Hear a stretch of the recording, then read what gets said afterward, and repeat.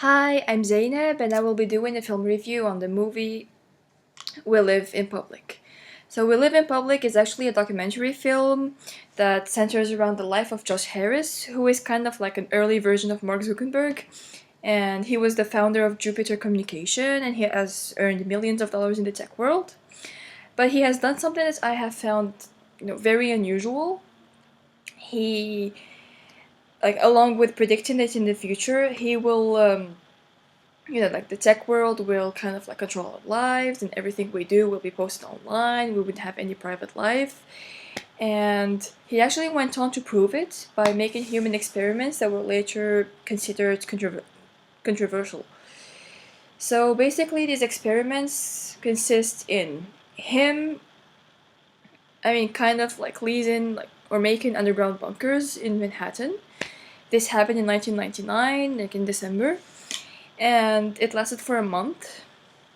The experiment was stopped by a SWAT team because they thought it was like a cult for the new millennium, and it was basically like 100 of people living in small like confined spaces in these underground bunkers, and there were like 100 cameras like monitoring everything they do, and each like kind of like resident had a channel through which all of them could see each other, like what they could do, what they are doing, and what they are saying, and like everything was monitored. And like they could even be seen, like eating or talking, and even like their private like moments, like they were seen naked, they were seen, like in the bathroom, they were even like seen like getting intimate, sometimes with each other. So like basically the main theme of the movie, like it centers around privacy and the internet. The movie, like I thought it was kind of creepy, but at the same time it really was, very interesting, to watch, because you can actually get a sense of what people are capable to do, in order to like get this desire that we deep down we all crave, and how like what they're willing to give up in order to like get their 15 minutes of fame. Like they actually like gave up their privacies. It didn't seem to bother them that they were like filmed naked, and even like on the toilet. And it was actually like even interesting to see like how like so many people could live in such a confined space with cameras all around them, and every single movement was actually being like filmed. So, and I really want to discuss like some like a phrase Josh Harris has said, and I think like it actually touched me because I thought it was kind of terrifying.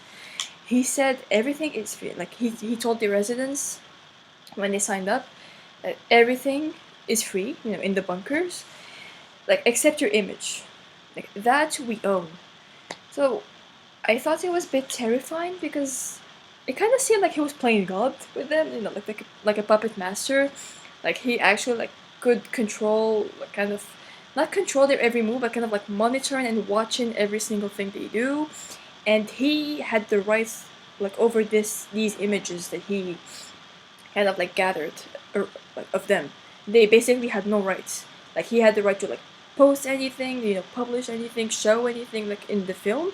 I mean, all of this was done for the film, but it's still like kind of creepy to, like not have any power over like what is gonna be like posted about you online.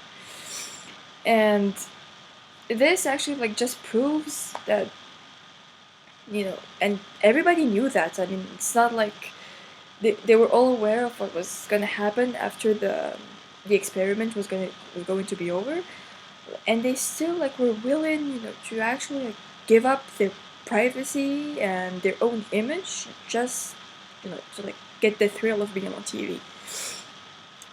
And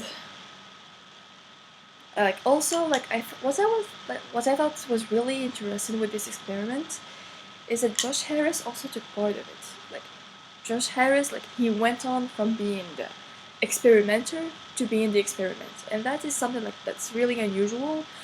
I honestly have never. I mean, I'm sure there must have been experiments like this, but it's really rare to see like people who made the experiment become part of the experiment. So he did it with his girlfriend, and they both. I mean, like after 6 months. I mean, at first, like everything was normal, but then it's just like all turned into a nightmare, and it was really hard for both of them to like keep up. And like his girlfriend left him because it was at some point it just became like really unbearable for her to like live like monitored like 24/7 for 6 months, which is understandable. Like me, honestly, I'm not really very comfortable with around cameras, and I really felt a bit uncomfortable like just making this video. But at least I have the power over what I am saying and what I will be able to post online. So imagine these people, well, didn't even have the right over this.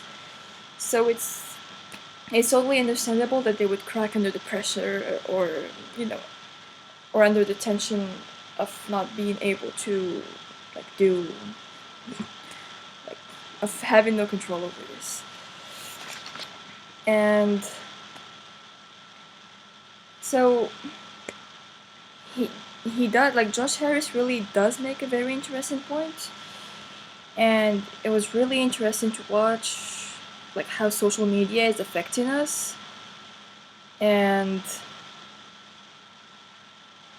like I also have two questions for this film review. I really So it has been almost 2 decades since the beginning of the social experiment. So I mean, if you guys have watched the movie, like, if you could tell me, like, how accurate do you think Josh Harris was when he predicted the future of the internet tied to our privacies as individuals, and how the virtual world will gain control over our lives? And also, this is more like a general question, but it still falls in this category, and I just thought it would be interesting to think about.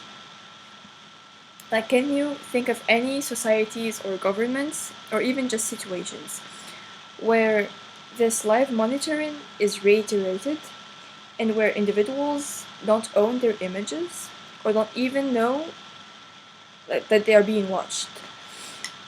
And thank you.